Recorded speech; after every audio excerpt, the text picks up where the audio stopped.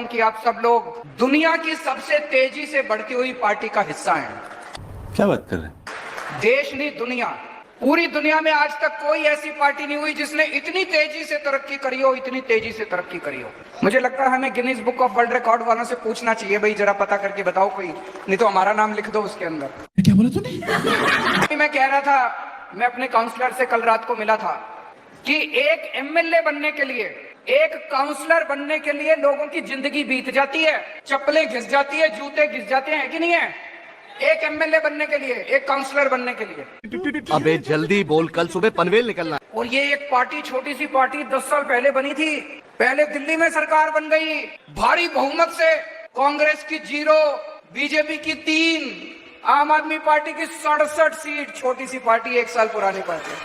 इतने तेजस्वी लोग हैं हमारे पास। फिर पंजाब में सरकार बन गई भारी बहुमत से, 117 में से 92 सीट। फिर गुजरात में इनके गढ़ के अंदर जाके 14% वोट लेके आए, 5 एमएलए बना के लेके आए हैं।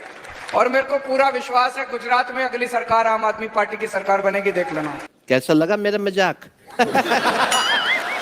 फिर गोवा गए, गोवा में 2 एमएलए बन गए हमारे, राष्ट्रीय पार्टी का दर्जा आपकी पार्टी को मिला है। पूरे देश में तीसरे नंबर पे आ गए। कहने को तो 1350 पार्टियां हैं अपने देश में, रजिस्टर्ड पार्टियां 1350। हम 1350 पार्टियों को पीछे छोड़ के आज बस बीजेपी, कांग्रेस, आम आदमी पार्टी तीसरे नंबर की सबसे बड़ी पार्टी है। ये सब क्या देखना पड़ रहा है? और जितनी तेजी से बढ़ रही है, मेरा दिल कहता है कि एक दिन कांग्रेस और बीजेपी को भी पीछे छोड़ के देश के ऊपर आम आदमी पार्टी का राज होगा। तो बहुत तेजी से आम आदमी पार्टी बढ़ रही है, तो जाहिर तौर पे आपके खिलाफ बड़े बड़े षड्यंत्र रचे जाएंगे। इन लोगों को ये लगने लग गया, मोदी जी को, बीजेपी को, अब ये साफ हो गया, 2014 में हार गए विधानसभा चुनाव, 2015 में हार गए विधानसभा चुनाव, 2020 में हार गए विधानसभा चुनाव, फिर अभी एमसीडी का चुनाव हार गए। तो अब इनको ये तो पक्का हो गया भाई, दिल्ली में आम आदमी पार्टी से जीत नहीं सकते। क्या बात कर रहे हैं? ये पक्का है, दिल्ली में ये कुछ भी कर ले, कुछ भी कर ले, दिल्ली में आम आदमी पार्टी से ये जीत नहीं सकते। एक फर्जी शराब घोटाला बना के उन्होंने हमारे संजय सिंह जी को गिरफ्तार कर लिया, सत्येंद्र जैन को गिरफ्तार कर लिया, मनीष सिसोदिया को गिरफ्तार कर लिया, विजय नायर को गिरफ्तार कर लिया, अब ये मुझे गिरफ्तार करने जा रहे हैं। बात तो सही है। तो इनका मकसद ये है कि किसी भी तरह से आम आदमी पार्टी के टॉप के नेतृत्व को गिरफ्तार करके आम आदमी पार्टी को और सरकार को तितर बितर कर दिया जाए। इस तरह से नरेंद्र मोदी जी दिल्ली के अंदर अपनी सरकार बनाना चाहते हैं। उनको पता है चुनाव में नहीं हरा सकते, तो रुको जरा, सब्र करो। उनको पता है, मैं उनको कहना चाहता हूं केजरीवाल को चाहे जेल में डाल दो, जेल से भी जीत जाएगी आम आदमी पार्टी की सरकार। मैं नरेंद्र मोदी जी को कहना चाहता हूं, मोदी जी इस जन्म में तो आप हमको नहीं हरा सकते दिल्ली के अंदर आम आदमी पार्टी को, आपको दूसरा जन्म लेना पड़ेगा, इस जन्म में तो नहीं हरा सकते आप आम आदमी पार्टी को दिल्ली में। मस्त जोक मारा रे। और अभी तो रुको, क्लाइमैक्स अभी बाकी है। मैं भारतीय जनता पार्टी को इस जीत के लिए बहुत बहुत बधाई देता हूं और मैं उम्मीद करता हूं कि जिस उम्मीद के साथ और जिस आशा के साथ लोगों ने उनको बहुमत दिया है, वो उन सभी उम्मीदों और आशाओं पे पूरा उतरेंगे। आज सारे देश की सारी भारतीय जनता पार्टी एक पिक्चर के पोस्टर लगा रही है गली गली में जाके, पूरी सारी भारतीय जनता पार्टी देश में एक पिक्चर के पोस्टर लगा रही है।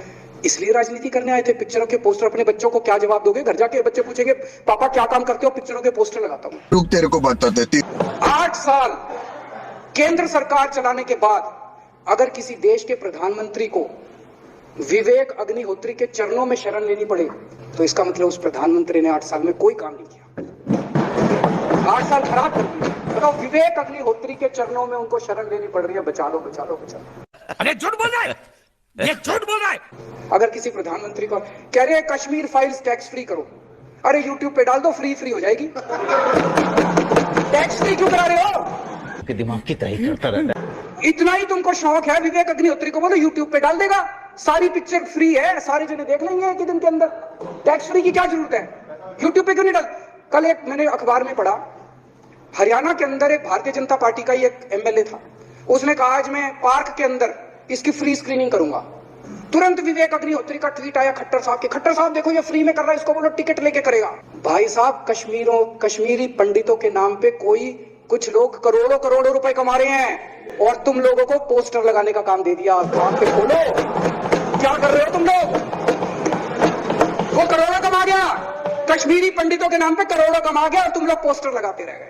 क्या हाल बना दिया तुम लोगों का यार। आंखें खोलो तुम लोग। फिर थोड़े दिन बाद बोले भाई दारू की दुकानों के खिलाफ करो, फिर सारे जने दारू की दुकान बंद करो। दारू, अब दारू ठीक हो गई दिल्ली में? आजकल तो शोर नहीं करते तुम लोग। अब कश्मीर फाइल आ गई। तू जा, मैं भाई तू वापस जा। पहले कृषि कानून, रोज काम दे रखा है तुमको, कुछ ना कुछ ऊपर से आ जाता है, काम दे रखा है। अब दारू की दुकान है। मेरा एक ही निवेदन है मेरे बीजेपी के साथियों से, आप तो अपने ही हो, आप तो सब अपने, मेरे छोटे भाई बड़े भाई बिदुरी साहब तो बड़े भाई है मेरे, आप तो सारे अपने हो यार। थोड़ा सा देश के बारे में सोचो, थोड़ा देश के बारे में सोचो। हिटलर भी जो था वो कम से कम अपने चमचों को नौकरी देता था, रोजगार देता था। इतिहास उठा के पढ़ो, उसने रोजगार तो दिया था। इन्होंने क्या दिया आपको? आपके बच्चों को नौकरी दी, आपके घर में कोई खाने पीने का इंतजाम करा, आपकी बिजली का इंतजाम करा। केजरीवाल काम आता है आपके? चले एक काम कर, 200 रुपए दे और 50 रुपए काट ओवर है। आपके भी घर की बिजली फ्री कर रखी है। दिल्ली के 12 लाख बच्चों को नौकरी दी है मैंने, स्कूल ठीक कर दिए, अस्पताल ठीक कर दिए। आपके घर में कोई बीमार हो, केजरीवाल दवाई पहुंचाता है, मोदी दवाई नहीं पहुंचाता। केजरीवाल काम आया। मैं बीजेपी के सारे कार्यकर्ताओं से कहना चाहता हूं, थोड़ा सा दिमाग खोलो। बीजेपी के सारे सपोर्टर्स को कहना चाहता हूं, थोड़ा सा दिमाग खोलो। ये भेड़ चाल बंद करो, भेड़ बकरियों की तरह हाँक रहे हैं ये आपको, ये सब बंद करो। दिमाग खोल के सारे जने बीजेपी छोड़ के आम आदमी पार्टी में आ जाओ। बेशर्मो, शर्म करो, शर्म।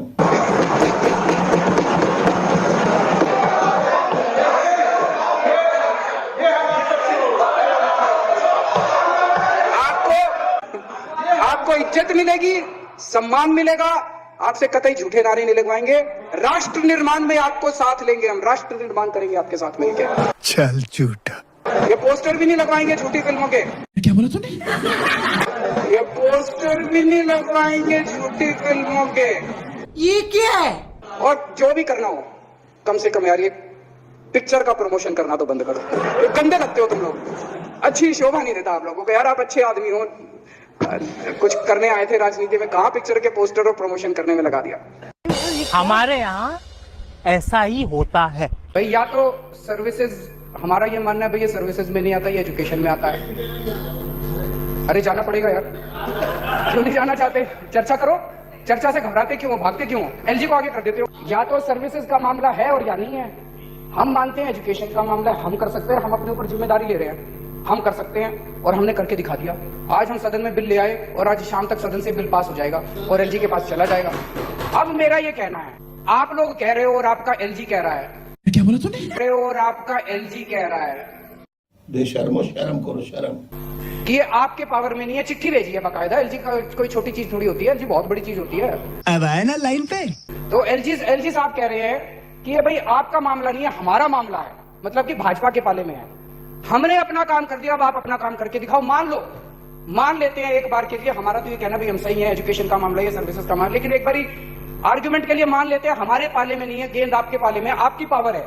तो जो भी प्रोसीजर करने हैं आप प्रोसीजर करा के अब आप करा के दिखाओ ना, जैसे हमने करा के दिखा दिया।